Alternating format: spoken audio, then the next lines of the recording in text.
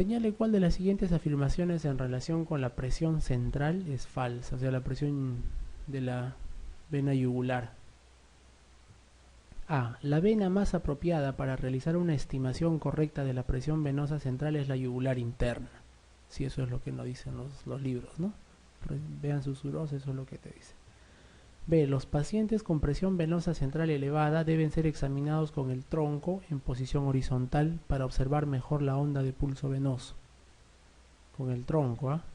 El tronco en horizontal, pero la cabeza debe estar un poco elevada, ¿no? Eso es lo que se recomienda. C. Se considera que la presión venosa está elevada cuando la distancia vertical entre el ángulo del esternón y la parte superior de la columna venosa oscilante es mayor de 3 centímetros. Sí, ¿no? Ahí se considera ya esto está elevadísimo. Es para estimar más o menos, ¿no? Una estimación clínica. D. La causa más frecuente de presión venosa elevada es el aumento de presión diastólica del ventrículo derecho. Si el ventrículo derecho está con elevación de la presión diastólica, ahí se puede ver elevación, ¿no?, de la yugular. Y es la causa más frecuente, es la insuficiencia cardíaca, ¿no? E. En las fases precoces de la insuficiencia cardíaca puede ser útil la prueba del reflejo hepatoyugular para evidenciar un aumento de la presión venosa. Eso es no es en las fases precoces, ¿no? Reflujo hepatoyugular es ya más avanzado, en fases más tardías inclusive. 59. Un paciente de 65 años de edad diagnosticado de insuficiencia cardíaca de etiología isquémica en estadio avanzado, o sea, grado funcional 3 de la New York Heart Association, consulta por empeoramiento de su disnea.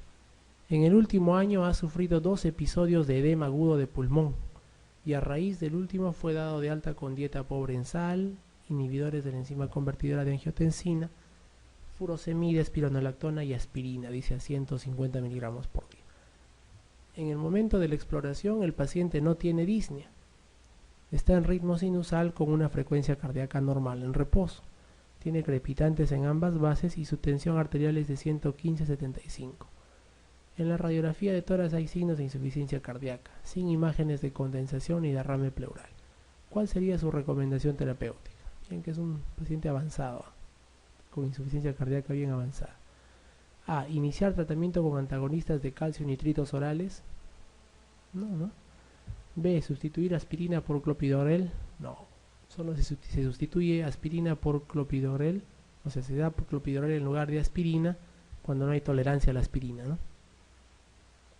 C. Hacer una broncoaspiración y cultivo de material aspirado. No tiene nada que ver, ¿no? Eso sería si es que nos estarían dando el cuadro clínico de una neumonía o de un absceso. D. Añadir digoxina oral. E. Iniciar tratamiento gradual con beta bloqueantes. ¿Qué hacemos en el momento actual? Dice, está tranquilo el paciente, ¿no? Entonces, todo paciente que tiene así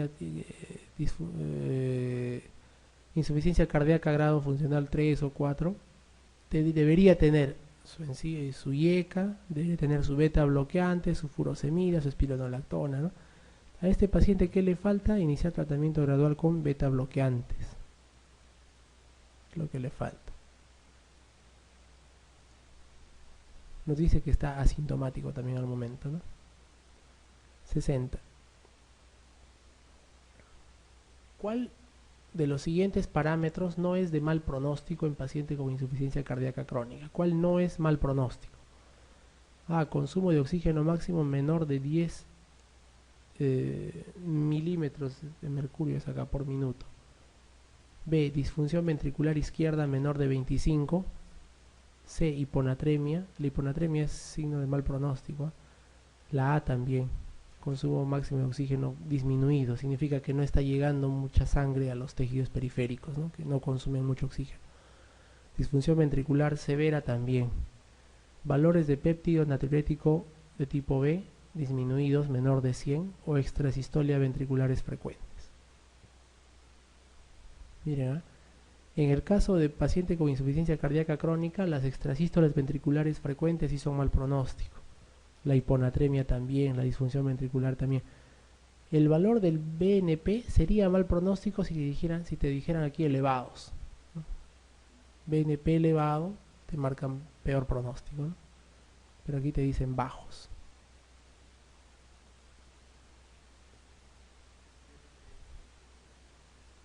Sí, es un péptido natriurético brain de tipo B, ¿no? Péptido natriurético cerebral se llama este. O sea, no es tan igual porque hay dos tipos de péptido natriurético, ¿no? El atrial y el cerebral, ¿no? Pero el que se dosa más es el cerebral, que está de acuerdo hay inclusive puntos de corte para saber cuál es ICC, y a más elevación de esto es peor pronóstico. Sí. 61. La etiología más frecuente en insuficiencia tricuspidia orgánica es, o sea, ¿cuál es la causa más frecuente de insuficiencia tricuspidia? Infarto de miocardio, carcinoide, endocarditis, prolapso congénita. Endocarditis, ¿no? La infecciosa es la más frecuente.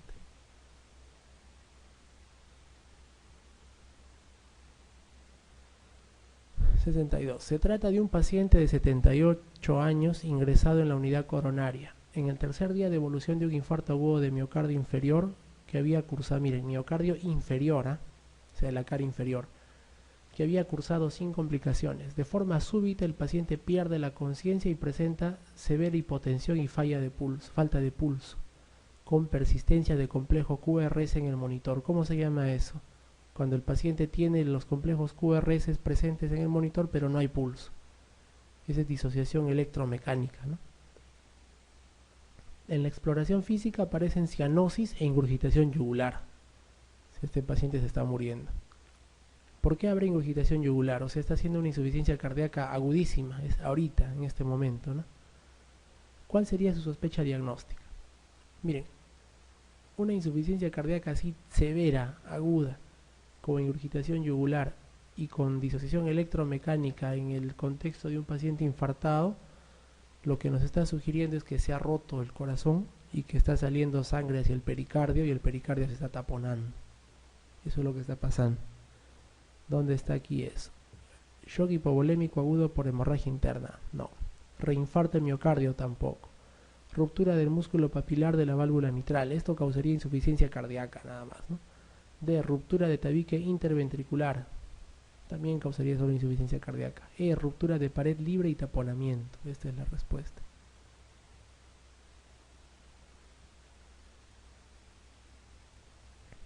(63) La actitud indicada en un síndrome coronario agudo con elevación de ST, ¿cuál es? Ya eso hemos dicho hace un rato. Cuando se eleve el ST hay que reperfundir, ¿no? Puedes darle trombólisis o puedes ponerle un stent, ¿no? O puedes ponerle un bypass, pero tienes que reperfundir. Entonces es terapia de reperfusión.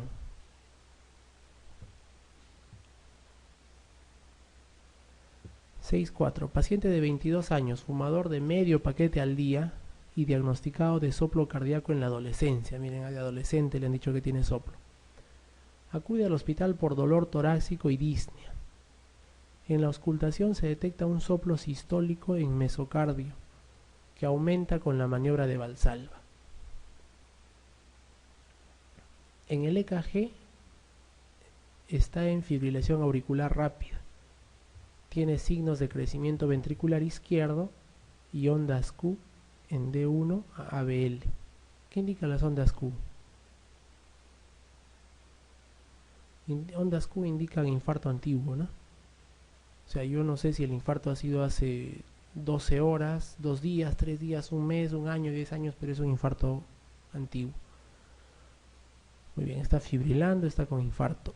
La radiografía de tórax demuestra la existencia de insuficiencia cardíaca y silueta normal. ¿Cuál es el diagnóstico más probable? Estenosis aórtica congénita, infarto lateral alto, miocardiopatía dilatada, angina inestable o miocardiopatía hipertrófica obstructiva.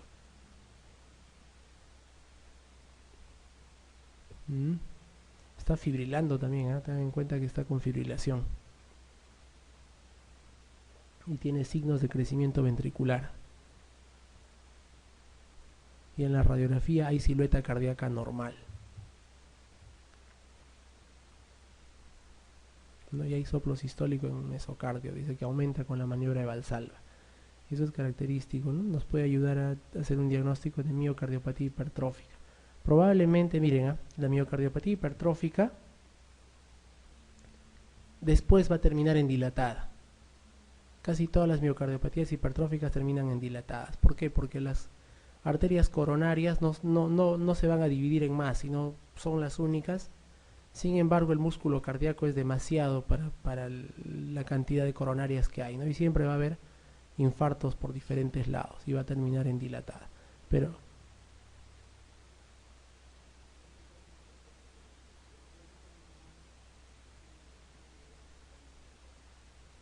no, pues, o sea, la silueta normal, cuando la silueta se ve grande, por lo general es dilatada, ¿no? La hipertrófica tú la ves con, o sea, en la silueta normal la puedes ver en hipertrófica. O sea, no necesitas un corazón grande para decir que es hipertrófico. Es más, los hipertróficos casi nunca dan corazones grandes en las siluetas cardíacas, porque la hipertrofia suele ser hacia adentro, concéntrica, ¿no? En cambio, en la dilatación sí, pues se dilata el corazón y se ve en la radiografía cardíaca, en la radiografía torácica grande, ¿no? El corazón grande. Es miocardiopatía hipertrófica. 6.5. El tratamiento con sulfato de magnesio en el infarto agudo de miocardio se indica ¿en qué? En insuficiencia renal, en hiperpotasemia, en hipercalcemia, en taquicardia ventricular con QT alargado o en bloqueo AB. En QT, ¿no? Inclusive esto puede desencadenar en una torsión de puntas.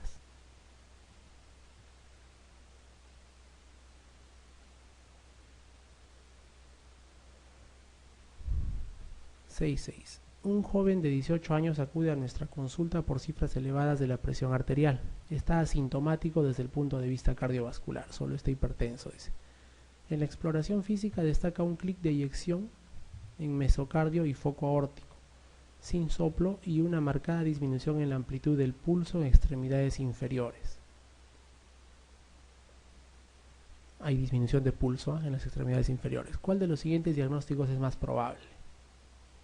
A. Insuficiencia aórtica por válvula aórtica bicúspide, estenosis valvular aórtica de grado moderado, coartación de aorta, miocardiopatía hipertrófica o disección aórtica. ¿Qué creen? Esta dice asintomático.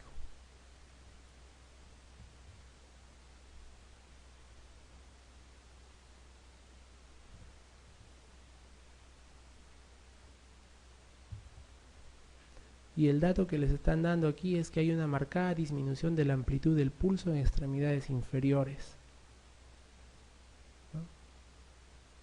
Ahora, donde dice el clic de eyección mesocardio y foco aórtico, tal vez tenga algo ahí, ¿no?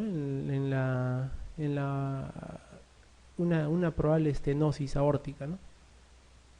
De grado moderado. Entonces, ¿cuál sería el diagnóstico aquí? La estenosis valvular aórtica de grado moderado.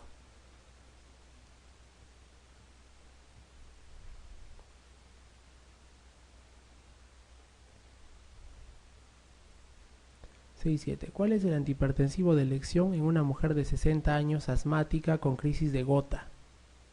Miren, acá lo que quieren preguntar es todas las contraindicaciones de cada uno de los que están acá abajo, ¿no? Y cuál de ellos no está contraindicado. Miren, 60 años asmática. Si te dicen asmática, no le puedes dar beta bloqueantes, ¿no? Con crisis de gota, ya no le puedes dar diuréticos, sobre todo los tiacídicos. Presión arterial elevada, 158/90, y estenosis de arteria renal sobre riñón único. O sea, te están diciendo no le des IECAS, ¿no? Entonces, muy bien, no le debes dar diurético por la gota, no le debes dar beta bloqueante porque es asmática. Calcio antagonista no dice nada si le puedes dar. No le puedes dar inhibidor de enzima conversora de angiotensina porque tiene estenosis renal en riñón único. Y tampoco antagonista de receptor de angiotensina por la misma razón, ¿no? Entonces te quedas con calcio antagonistas.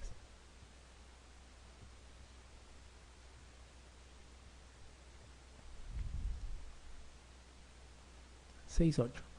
Los pacientes en estado de choque o de shock presentan un marcado descenso de la presión arterial sistémica. Según la causa que motiva el estado de choque, la hipotensión arterial es debida a alteraciones en el gasto cardíaco, o sea, cuando es muy bajo el gasto cardíaco, y o alteraciones de las resistencias vasculares sistémicas. O sea, hay vasodilatación sistémica, ¿no? Y eso, cualquiera de los dos te lleva al shock. Entre las siguientes, señale la respuesta correcta.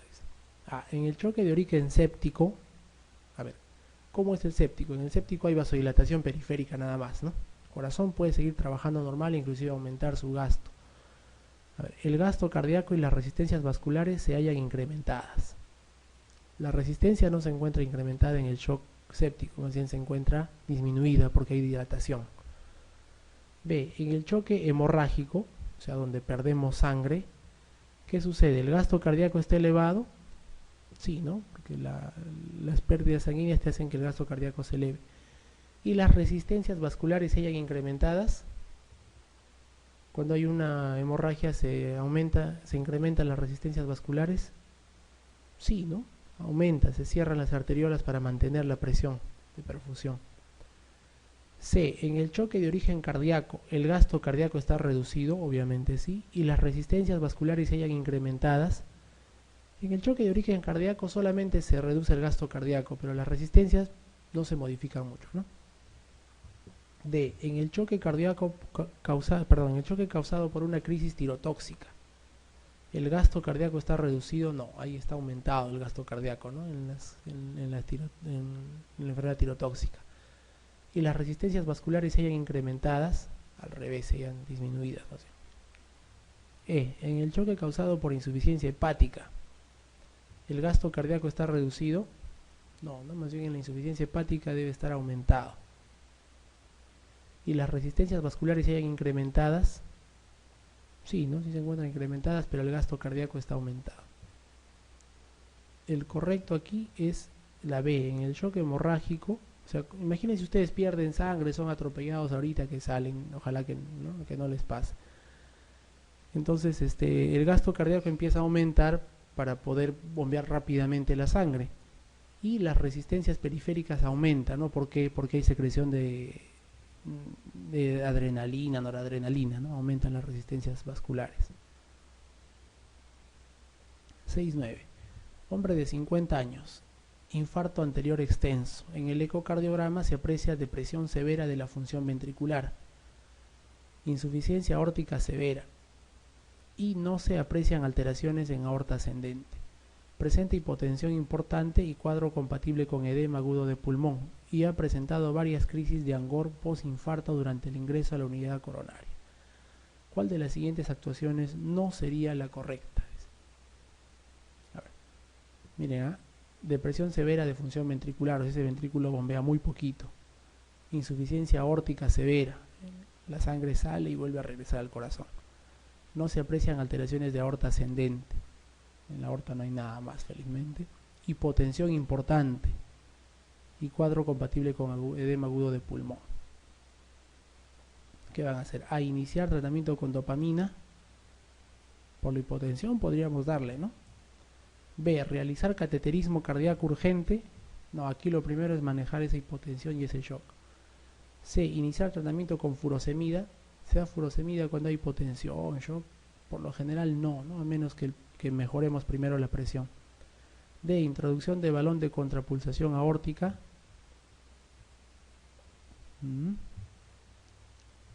Puede ser, ¿no? E, introducción de catéter de termodilución para monitorización de gasto cardíaco y presiones endocavitarias. Poco, ¿no? ¿Qué hacemos con este paciente? Insuficiencia aórtica severa. En insuficiencia aórtica severa no le vamos a poner balón de contrapulsación, pues, ¿no? ¿Por qué? Porque al inflarse el balón, la sangre va a regresar al corazón y no va a cumplir su propósito, que es chocar contra la válvula aórtica cerrada y perfundir de sangre por las coronarias. Entonces aquí lo que tenemos que hacer es iniciar tratamiento de la hipotensión nomás rapidito con dopamina, no nos queda otra. No es la correcta, ¿no? A ver, de estos, ¿cuál no es la correcta? Entonces, introducción de catéter, termodilución, ¿no? Pero la furosemida tampoco podemos empezarla a menos que que le subamos la presión. En todo caso, la que no se debe hacer aquí es, ¿cuál? Introducción de balón de contrapulsación. Bueno, creo que esto es al revés, ¿no? ¿Cuál sería la correcta? Debe ser. ¿Cuál sería la correcta? Sería iniciar tratamiento con dopamina. A ver, esa la revisamos, la 69. Está media rara. 70. Un hombre de 50 años de edad acude al servicio de urgencias con dolor e hinchazón en la pierna derecha en los últimos 2 días. Fuma 2 paquetes de cigarrillos al día y está algo obeso. Recuerda que se dio un golpe en la pierna contra una mesa 3 días antes y se hizo una herida. La temperatura es 38 grados, tiene fiebre, y la pierna derecha está visiblemente hinchada hasta la ingle con moderado eritema. Los pulsos son normales y el signo de Homans es negativo. ¿Cuál de las siguientes afirmaciones es correcta? A. La ausencia de un cordón palpable y un signo de Homans negativo hacen el diagnóstico de trombosis venosa profunda poco probable. No, el síndrome de Homans negativo no te hace que sea poco probable la trombosis.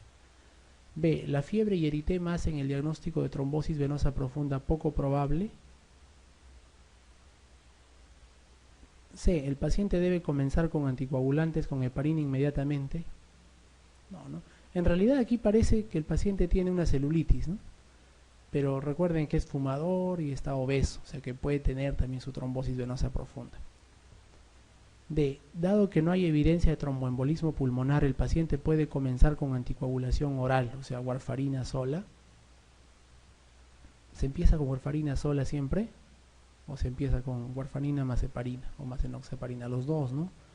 Se hace eso porque los primeros días la warfarina, en vez de ser anticoagulante, es procoagulante. Los 3 primeros días o 4 es procoagulante. Entonces, en un paciente que tiene todo el riesgo, no le vas a exponer a peor riesgo, ¿no? E. ¿Debe realizarse una ecografía Doppler de miembro inferior? Sí, ¿no? Eso es lo que debemos hacer, hacerle una ecografía Doppler y estar seguros si es que hay o no hay trombosis ahí, pues, ¿no? Porque el paciente tiene factores de riesgo para trombosis.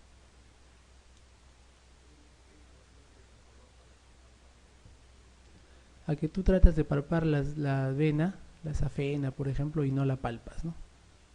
Y acá dice que cuando hay ausencia y signo de Homans negativo hacen el diagnóstico de trombosis poco probable.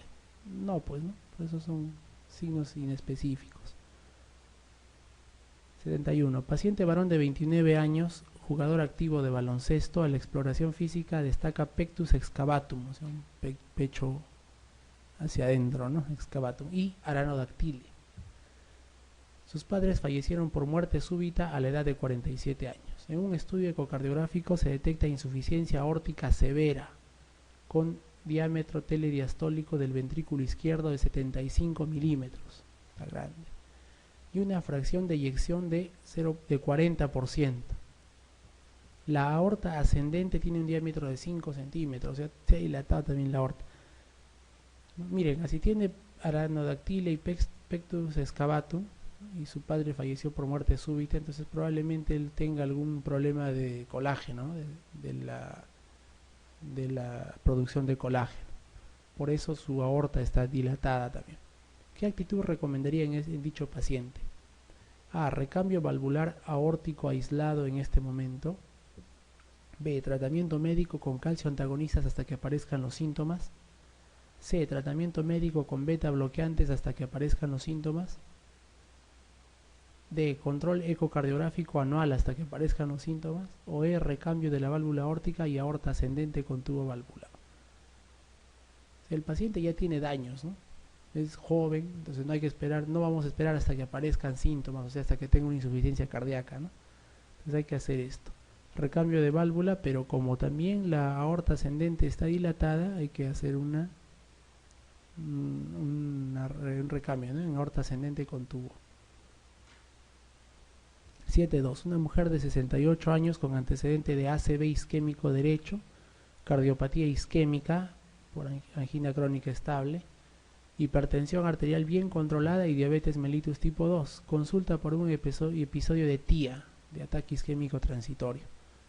En la tomografía no se observan cambios en la imagen cerebral previa y en el electrocardiograma se confirma la existencia de una fibrilación auricular. Es una paciente que fibrila con respuesta ventricular normal, o sea, la frecuencia cardíaca está conservada, cuya reversión a ritmo sinusal, tanto eléctrica como farmacológica, había fracasado previamente.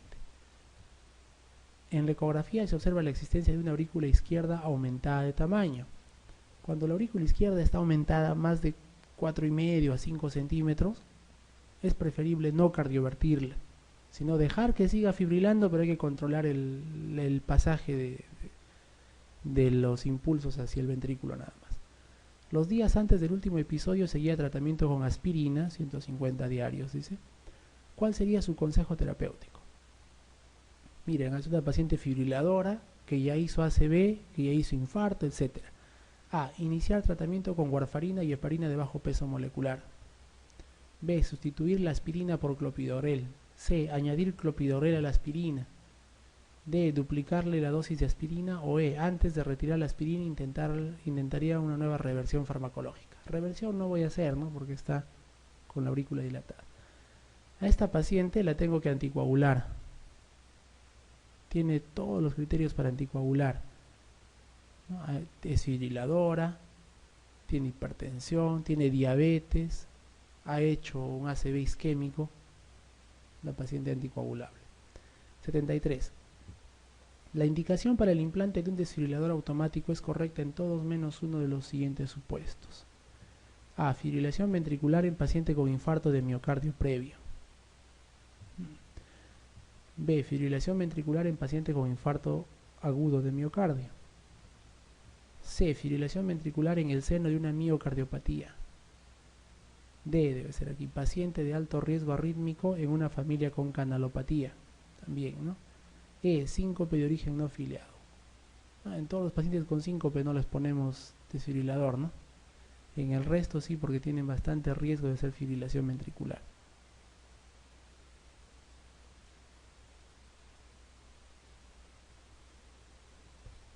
Referente 74. Referente a las extrasístoles ventriculares.